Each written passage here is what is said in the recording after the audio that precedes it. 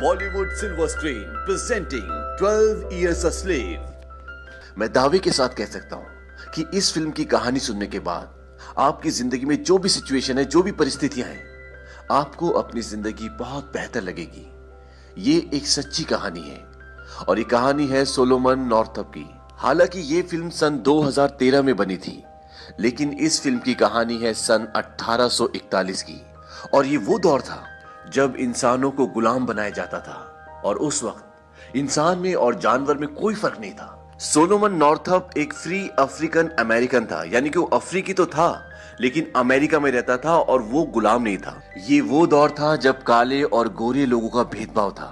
जिस तरह से आज बाजार में जाकर इंसान जानवरों को खरीदता है, इस दौर में लोग इंसानों को खरीदते थे और जिंदगी भर अपना गुलाम बना के रखते, जैसा चाहे उनके साथ सलूक करते और इसकी कोई सुनवाई नहीं थी।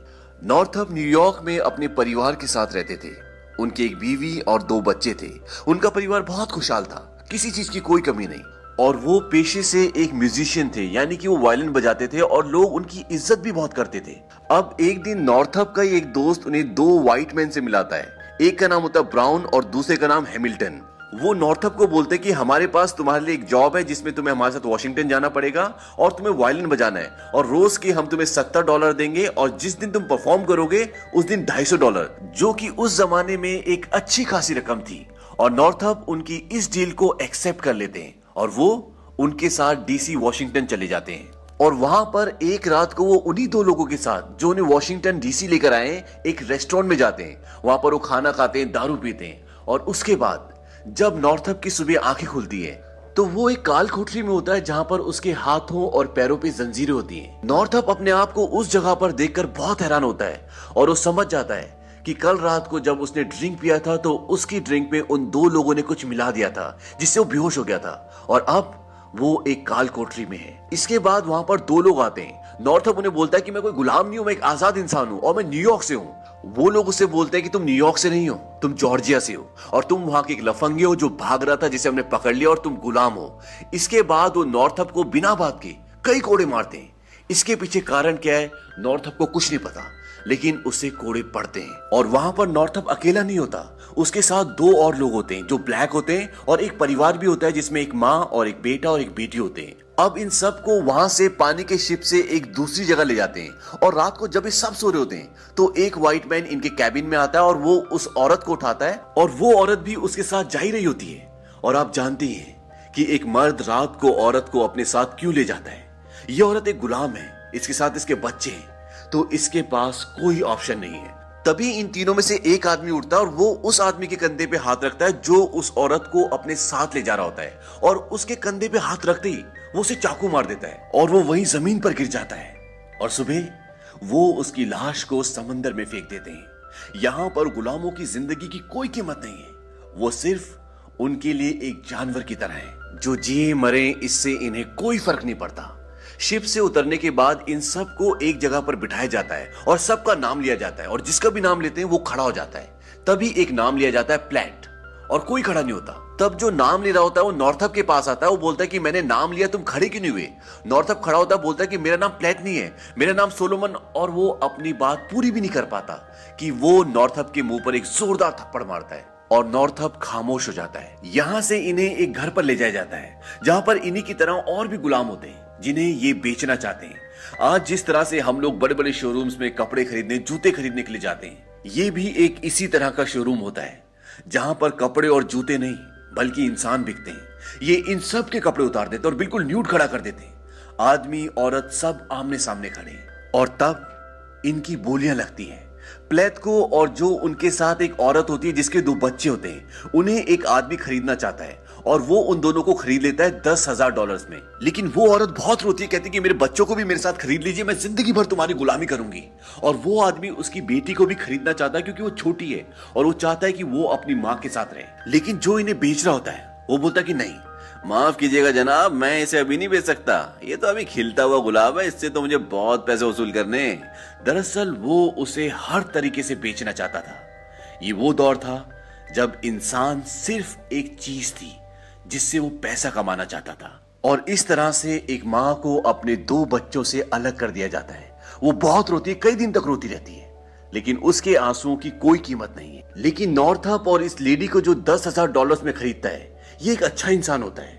नॉर्थअप का अब नया नाम प्लेट है और उसे नॉर्थअप के नाम से कोई नहीं जानता, और उसे उसका एक साथी बताता भी है कि अगर तुम यहाँ पर जिंदा रहना चाहते हो तो कभी किसी को मत बताना कि तुम गुलाम नहीं हो, और ये भी मत बताना कि तुम्हें पढ़ना लिखना आता है। अब इस जगह पर जितने भी गुलाम होते हैं उनका काम होता है कि जंगल से पेड़ काटें, लकड़ी बनाएं और बाकी के छोटे मोटे काम भी करें। नॉर्थअप एक पढ़ा लिखा इंसान है, समझदार इंसान है, सभ्य इंसान है, तो कहीं ना कहीं उसकी ये चीजें उसकी पर्सनैलिटी में रिफ्लेक्ट करी जाती हैं। और क्योंकि इनका जो नया मालिक है जिसने इन्हें खरीदा है वो एक अच्छा इंसान है, तो नॉर्थअप उसे खुश करना चाहता है ताकि वो उसकी मदद से यहाँ से निकल पाए, आजाद हो पाए और वापस अपने घर, अपने परिवार के पास पहुंच जाएं।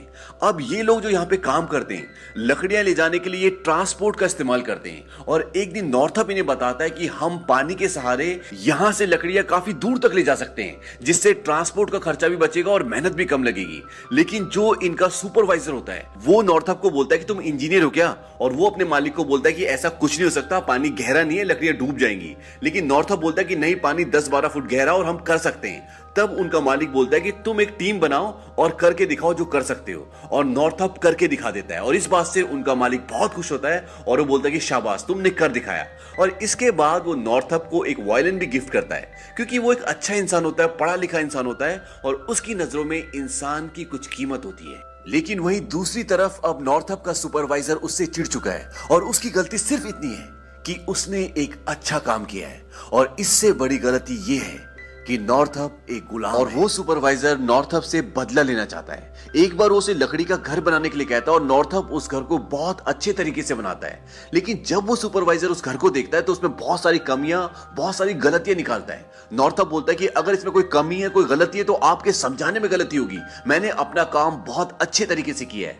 और ये सुनने के बाद वो सुपरवाइजर बहुत गुस्सा हो जाता है। वो अपनी बेल्ट निकालता और बोलता है कि अपनी कमीज उतारो। लेकिन नॉर्थअप अपनी कमीज नहीं उतारता क्योंकि उसकी कोई भी गलती नहीं होती, और इसी वजह से इन दोनों के बीच में हाथापाई शुरू हो जाती है। नॉर्थअप उसकी बेल्ट छीनता है और उल्टा उसी को मारता है। अब वहां पर एक और सुपरवाइजर आ जाता है और इन दोनों की लड़ाई खत्म हो जाती है। वो पूछता है कि क्या हुआ था। नॉर्थअप बोल देता है कि मैं आपकी दीवी के लिए यूज कर रहा था, इसलिए ये मुझे मारना चाहते हैं। नॉर्थअप झूठ बोल देता है क्योंकि वो अपने आप को बचाना चाहता है। वो सुपरवाइजर बोलता है कि अगर तुम जिंदा रहना चाहते हो तो यहां से हिलना मत, और वो सुपरवाइजर और जिससे नॉर्थअप की लड़ाई होती है वो दोनों वहां से चले जाते हैं। अब नॉर्थअप वहीं पर बैठा रहता है, और कुछ देर बाद वहां पर 3 लोग आते हैं, जिसमें से एक वो भी सुपरवाइजर होता है जिसको नॉर्थअप ने मारा होता है। वो उसके हाथ पैर बांधते हैं, उसके गले में रस्सी डालते हैं और उसे एक पेड़ के सहारे फांसी पे लटका देते हैं। अब नॉर्थअप तड़प रहा होता है, तभी वहां पर एक आदमी गन लेकर आता है और वो बोलता है कि अगर तुम्हें अपनी जान प्यारी है तो इसे छोड़ दो, क्योंकि ये हमारा गुलाम है।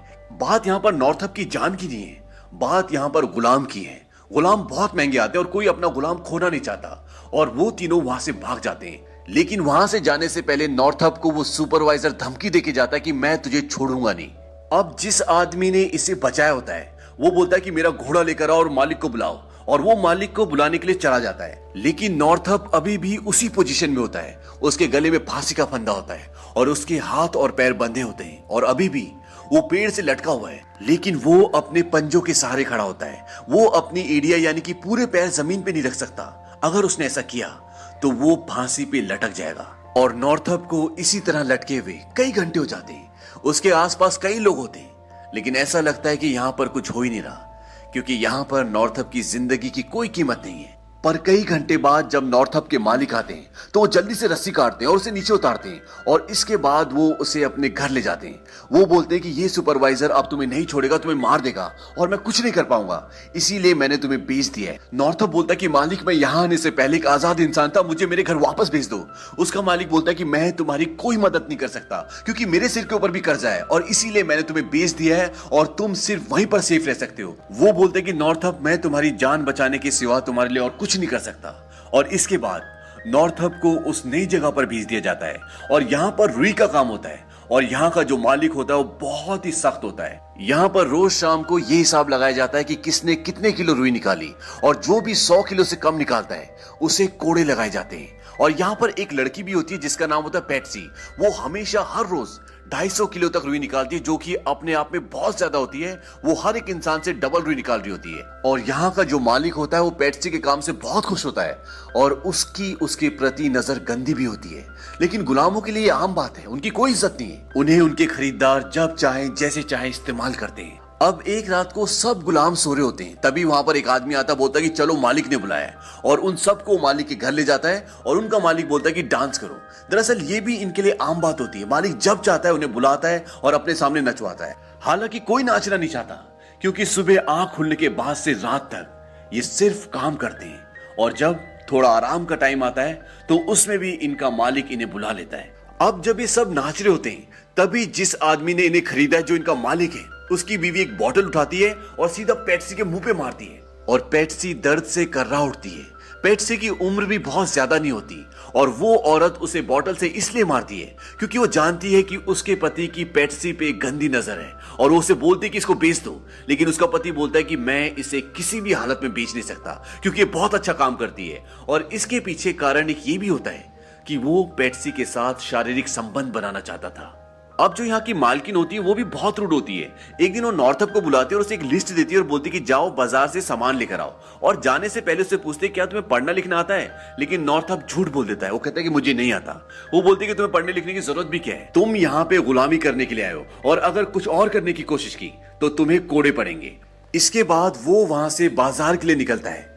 नॉर्थअप अपनी जिंदगी से थक चुका है, परेशान हो चुका है, और रास्ते में उसके मन में आता है कि वो भाग जाए, और वो जंगल के रास्ते भागना शुरू कर देता है। लेकिन जब वो थोड़ी सी आगे जाता है तो वो देखता है कि वहां पर कुछ गोरे लोग कुछ गुलामों को फांसी लगा रहे हैं। वो से पूछते कि तुम कहां जा रहे हो, किसके गुलाम हो। नॉर्थअप बोलता है कि मैं बाजार जा रहा हूं, मुझे मालिक ने बाजार भेजा है। और उसके गले में वो बिल्ला देखते तो पहचान जाते हैं कि ये किसका गुलाम है। इस जमाने में हर एक गुलाम के गले में एक बिल्ला लटकाया जाता है, जिस तरह से कुत्ते के गले में पट्टा होता है, ठीक उसी तरह से।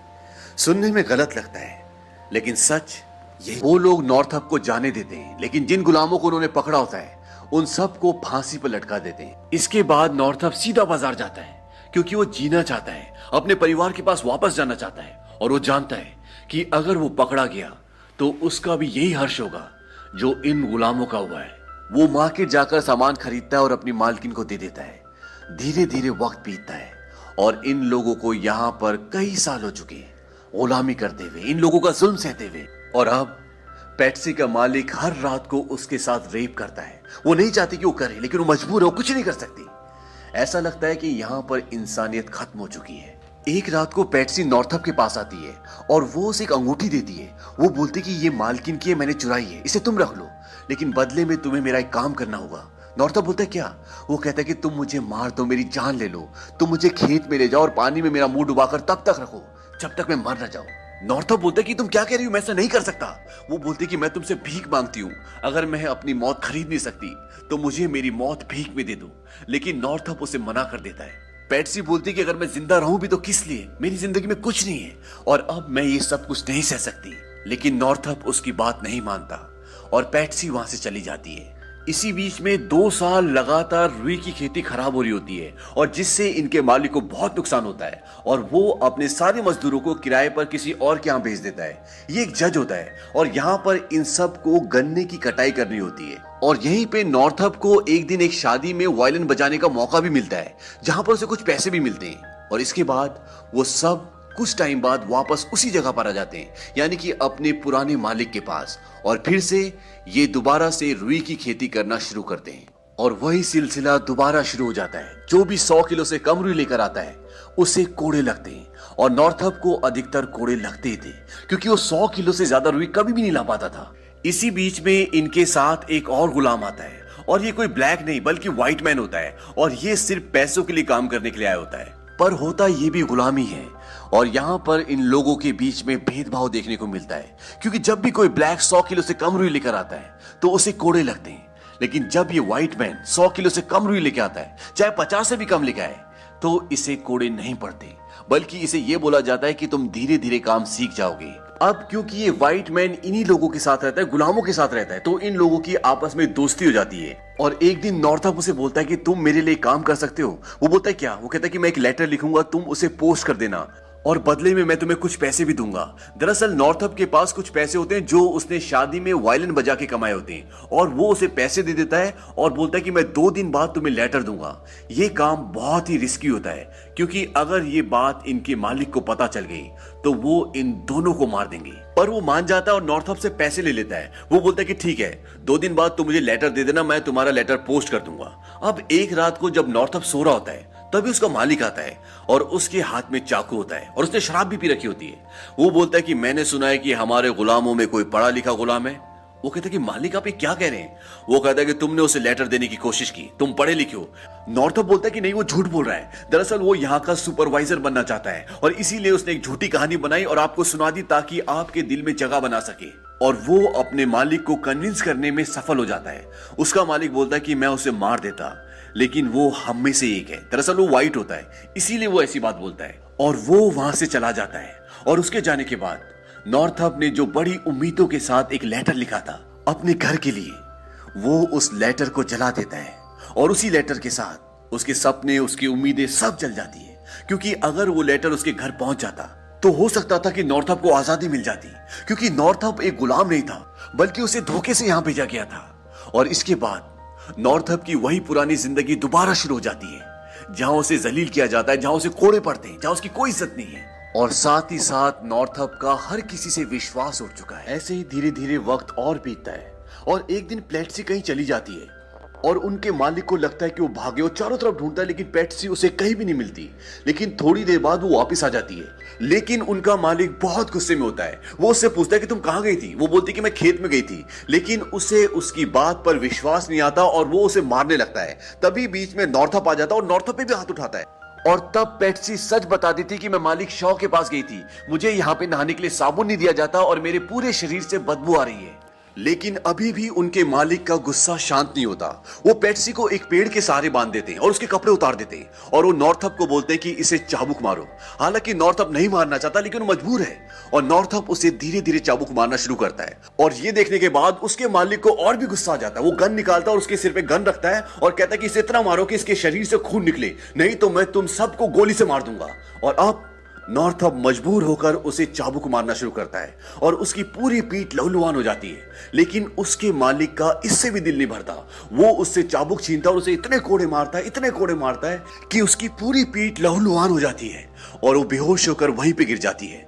इस बात से नॉर्थअप का दिल पूरी तरह से टूट जाता है और वो दर्द से, जिंदगी से मायूस होकर अपना वायलिन, जो उसकी जिंदगी की सबसे महत्वपूर्ण चीज थी, उसके टुकड़े टुकड़े कर देता है। अब इन्हीं दिनों यहाँ पर एक और आदमी आता है मजदूरी करने के लिए, लेकिन वो गुलाम नहीं होता क्योंकि वो व्हाइट स्किन होता है। वो सिर्फ पैसों के लिए काम कर रहा था। इसका नाम बैस होता है और ये बहुत अच्छा इंसान होता है। एक दिन ये सब गुलामों के साथ मिलकर धूप में काम कर रहा होता है। तभी उनका मालिक आता है और बैस को बोलता है कि ये थोड़ी सी शराब पी लो, तुम्हें अच्छा लगेगा। लेकिन बैस मना कर देता है और वो समझ जाता है कि इसके दिल में कुछ ना कुछ है। वो बोलता है कि अगर तुम्हारे दिल में कुछ है तो बता दो। और बैस बोलता है कि तुम्हें मेरी थकान, मेरा पसीना दिख रहा है, लेकिन तुम्हें अपने गुलामों का, जो तुम्हारे लिए कई सालों से काम कर रहे हैं, उनकी थकान और उनका पसीना नहीं दिख रहा। वो बोलता है कि वो मेरे गुलाम है। बैस बोलता है कि सोचो अगर कल वक्त बदल जाए और तुम किसी के गुलाम बन जाओ तो कैसा होगा? वो कहता है कि ऐसा कभी नहीं हो सकता। बैस बोलता है कि मैं सिर्फ सोचने के लिए कह रहा हूं। नॉर्थअप ये सारी चीजें देख रहा होता है और वो समझ जाता है कि अच्छा इंसान है। अब एक दिन काम करते हुए नॉर्थअप से वो पूछता है कि तुम्हारे दिल में कुछ है, बताओ अगर कुछ बोलना चाहते हो। लेकिन नॉर्थअप ने पहले ही धोखा खाया होता है एक व्हाइट मैन से ही, इसीलिए पहले शुरू में उसे बताने से वो कतराता है, लेकिन बाद में वो उसे सब कुछ सच बता देता है। वो बोलता है कि मैं गुलाम नहीं था, मैं एक आजाद इंसान था और मुझे धोखे से यहाँ भेज दिया गया। अगर तुम मेरे घर तक इंफॉर्मेशन पहुंचा दो तो शायद मैं आजाद हो जाऊं। बैस बोलता है कि जो तुम मांग रहे हो उसमें बहुत खतरा है, न सिर्फ तुम्हारी जान को बल्कि मेरी जान को भी। लेकिन मैं खत लिखूंगा, अगर तुम्हें आजादी मिल गई तो मुझे बहुत खुशी होगी। और कुछ महीने काम करने के बाद बैस वहां से चला जाता है। एक दिन नॉर्थअप अपने सारे साथियों के साथ खेत में काम कर रहा होता है। तभी वहां पर एक घोड़ा गाड़ी आके रुकती है। उसमें 2 आदमी होते हैं, एक पुलिस वाला और एक और आदमी। पुलिस वाला उससे उतरता है और खेत में जो लोग काम कर रहे होते हैं वो उस तरफ जाता है और बोलता है कि तुम में से प्लेट कौन है? और वो पुलिस वाला उसे उस आदमी को दिखाता है जो घोड़ा गाड़ी के सामने खड़ा होता है। वो उससे पूछता है क्या तुम उसे जानते हो? और जब उसे ध्यान से देखता है तो प्लेट बोलता है मिस्टर पाकर। मिस्टर पाकर वो इंसान थे जिनकी दुकान से नॉर्थअप और उनका परिवार न्यूयॉर्क में सामान खरीदा करता था। पुलिस वाला उससे पूछता है कि तुम्हारा प्लेट के अलावा कुछ और नाम भी है? वो कहता है कि प्लेट मेरा नाम नहीं है, मेरा नाम है सोलोमन नॉर्थअप। इसके बाद पुलिस वाला उससे कुछ और सवाल भी पूछता है और वो हर एक सवाल का सही जवाब देता है और पुलिस को यकीन हो जाता है कि ये सोलोमन नॉर्थअप है जिसे धोखे से गुलाम बनाया गया है। और अब वो मिस्टर पाकर के पास जाता है और उनसे गले लगकर बहुत रोता है। उनका मालिक भी वहां पर होता है और वो नॉर्थअप को रोकने की कोशिश करता है, लेकिन मिस्टर पाकर बोलते हैं कि अगर तुमने इसे रोकने की कोशिश की तो मैं तुम्हें कोर्ट में बर्बाद कर दूंगा। और जब फाइनली वो वहां से जा रहा होता है तो पीछे से पेट्सी उसे आवाज लगाती है और वो रुक जाता है और जाकर पेट्सी से गले मिलता है और वो दोनों बहुत रोते हैं क्योंकि आज नॉर्थअप आजाद हो रहा है और वो जानते हैं कि अब वो एक दूसरे से कभी नहीं मिलेंगे। सोचो, नॉर्थअप को तो आजादी मिल गई, लेकिन पेट्सी का जीवन आज भी वहीं था, उसी नर्क में जहां उससे दिन भर काम करवाया जाता, उसे कोड़े लगाए जाते और यहां तक कि उसके साथ रेप भी किया जाता है। ऐसे माहौल में पेट्सी को पूरी जिंदगी रहना था। सोचो, पेट्सी का जीवन कैसा होगा। इसके बाद ये दिखाते कि नॉर्थअप अपने घर पहुंच गया और उसके बच्चे अब बड़े बड़े हो चुके हैं। उसकी बेटी की शादी हो चुकी है और उसका एक बेटा भी है और उसके बेटे का नाम होता है सोलोमन नॉर्थअप स्टैंटन। नॉर्थअप अपने पूरे परिवार को देख के बहुत खुश होता है और बहुत रोता है और उनसे माफी मांगता है। कहता है कि मैं फंस गया था, क्योंकि उसके परिवार को नहीं पता होता कि वो गुलाम बन चुका है।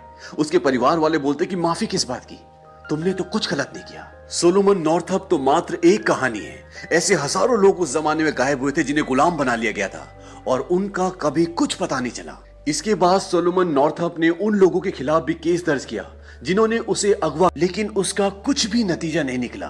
और सन 1853 में सोलोमन नॉर्थअप ने एक किताब लिखी जिसका नाम था 12 Years a Slave। इस किताब के छपने के बाद वो सुर्खियों में आ गए और उन्होंने गुलाम प्रथा के खिलाफ आवाज उठाई, उसका विरोध किया, जिसके चलते उन्हें आज भी सम्मान की नजरों से देखा जाता है।